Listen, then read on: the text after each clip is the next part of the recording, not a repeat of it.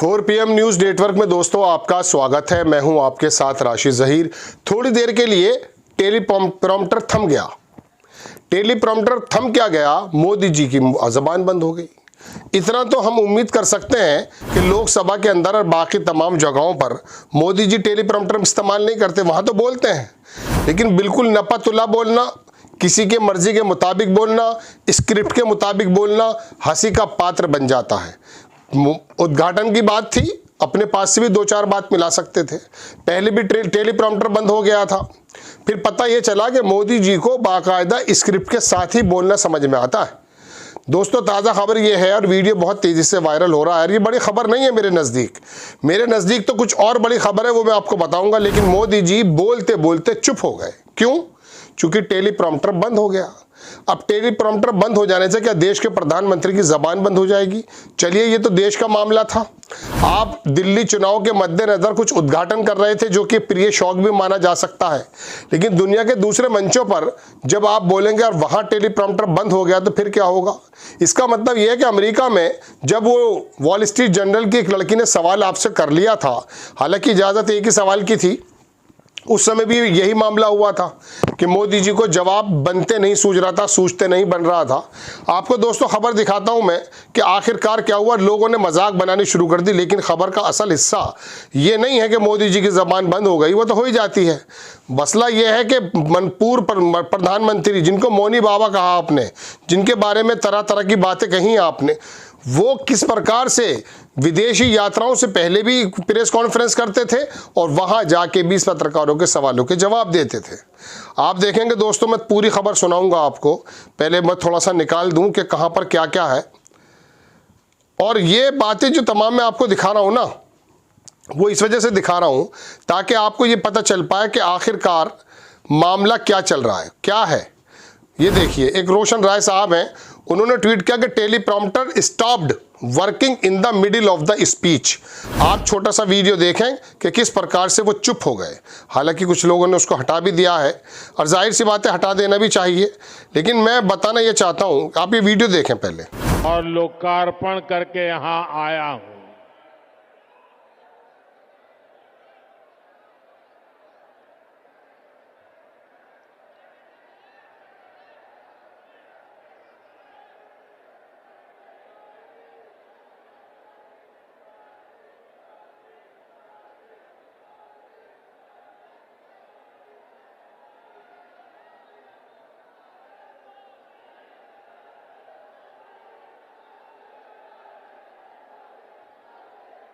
Video देख लिया आपने दोस्तों। इसमें मोदी जी कुछ बता रहे थे कि मैं उद्घाटन करके आया हूं, और बहरहाल वो चुप हो गए।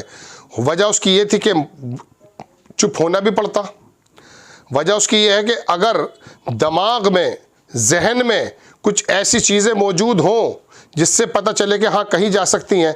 देखिए, मैं ये देख रहा हूँ कि कंटेंट जो है वो नॉट अवेलेबल कर दिया गया हर जगह, लेकिन बहुत से लोगों ने बहुत सारी बातें कही हैं। लुटियंस मीडिया ने कहा दिल्ली में स्पीच के दौरान मोदी का टेलीप्रॉम्प्टर बंद हो गया, और बहुत सारी चीज़ें लिखी गई हैं। लोगों ने लिखा है। वीडियो हालांकि हट चुका है, लेकिन फिर भी बहरहाल हम आपको कोशिश करेंगे कि दिखा दें। खैर, ये कोई बड़ी बात नहीं है। बड़ी बात यह है कि देश का प्रधानमंत्री जब लोकसभा में आकर के 1-1.5 घंटे बोलता है, चूँकि अपनों का साथ मिलता है, वहाँ 200-250 लोग अपने होते हैं, उनके बीच में अगर बोल जाना और पब्लिक के सामने बोलना क्या किसी प्लान का हिस्सा है?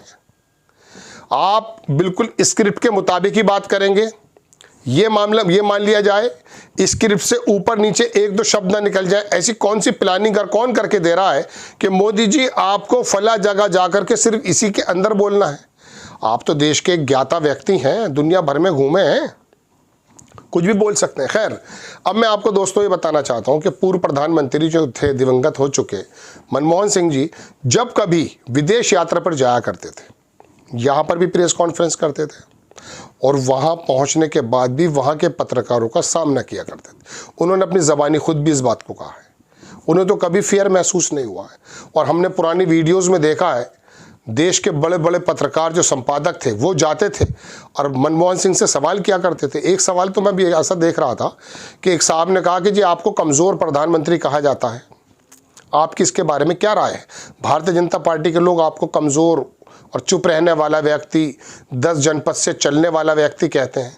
उन्होंने कहा कमज़ोरी के मायने ये हैं या मजबूती के मायने ये हैं कि गोधरा और गुजरात जैसा कांड करने के बावजूद भी, मैं अपने शब्दों में कह रहा हूँ, बेशर्मी का मुजाहरा करते रहें।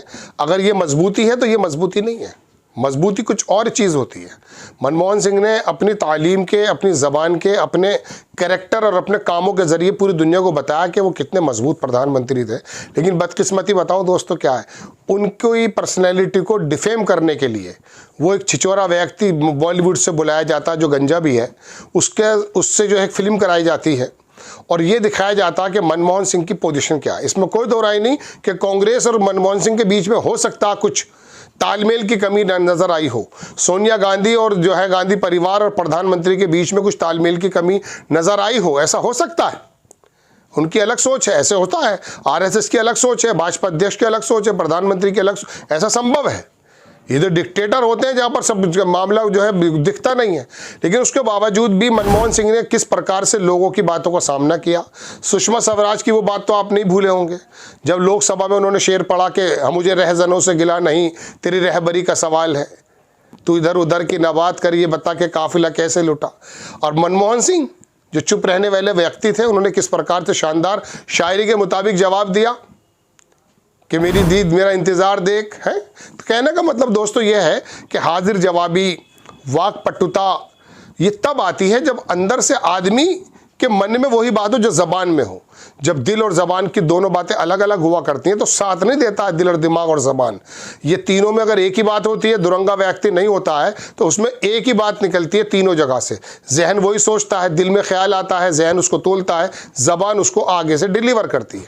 बहरहाल दोस्तों बात यह है, टेलीप्रॉम्प्टर के बंद होने की बड़ी खबर नहीं है। बड़ी खबर यह है कि देश का प्रधानमंत्री जो इतनी ज़माने से राजनीति कर रहा है, उसका टेलीप्रॉम्प्टर अगर बंद हो जाता तो उसके मुँह से 2 शब्द क्यों नहीं निकल पाते। यही वजह है कि फिर वो बाज़ मरतबा ऐसी जगहों पर भी नहीं बोल पाते हैं कि वो दिल्ली का एक आदमी प्रियंका गांधी के गालों के बारे में बात कर रहा है, लेकिन उसको हुश कर रखा है, वो बोले जा रहा है बदतमीजी के साथ। वो लोकसभा के अंदर कुंवरदानी चली के कपड़े उतारता, गाली गलौज करता है, विशेष संप्रदाय का होने की वजह से दुनिया भर के वो शब्द में इस्तेमाल भी नहीं कर सकता जो उसने अपने परिप्रेक्ष्य का हवाला देते हुए कहा था।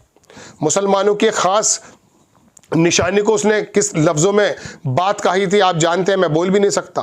लेकिन वो अपने परिवार का दरअसल चित्रण कर रहा था, उसको भी चुप नहीं किया, उसको आपने राजस्थान भेज दिया। दरअसल ये बदतमीजी, ये जहालत, ये गलाजत अगर आप बहाने के लिए लोगों के अंदर स्प्रेड करने के लिए इस तरह के हुड लम्स पाले हुए हैं तो बात दीगर है।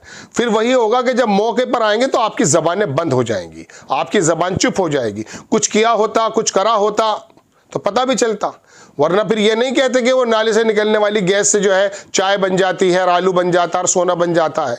बहरहाल दोस्तों बात यह है कि मैं इस बात को बड़ी घटना नहीं मान रहा हूं, मैं तो सिर्फ इतना बताना चाहता हूं कि जिस प्रधानमंत्री की, पूर्व प्रधानमंत्री की मजाक उड़ाने में आपका पूरा ट्रोल मीडिया चला रहा, उसका टेलीप्रॉम्प्टर हो या ना हो उससे कोई फर्क नहीं पड़ता था। वो टेलीप्रॉम्प्टर के माध्यम से बात नहीं करता था, वो बात करता था जो उसके दिल और जो उसके दिमाग में हो, उसी वही बातें जबान से निकलती थी। और आपका 1 मिनट टेलीप्रॉम्प्टर बंद हुआ, देखिए आपकी जबान बंद हो गई। ऐसा वीडियो चल रहा है, इसकी हम पुष्टि नहीं कर रहे हैं, लेकिन ये ट्रोल बहुत ज्यादा हो रहा है। आपको खबर कैसी लगी अपनी राय कमेंट्स बॉक्स में जरूर दीजिए। चैनल को सब्सक्राइब कीजिए, शेयर कीजिए। नेक्स्ट टाइम में किसी खबर के साथ हाजिर होता हूं। जय हिंद।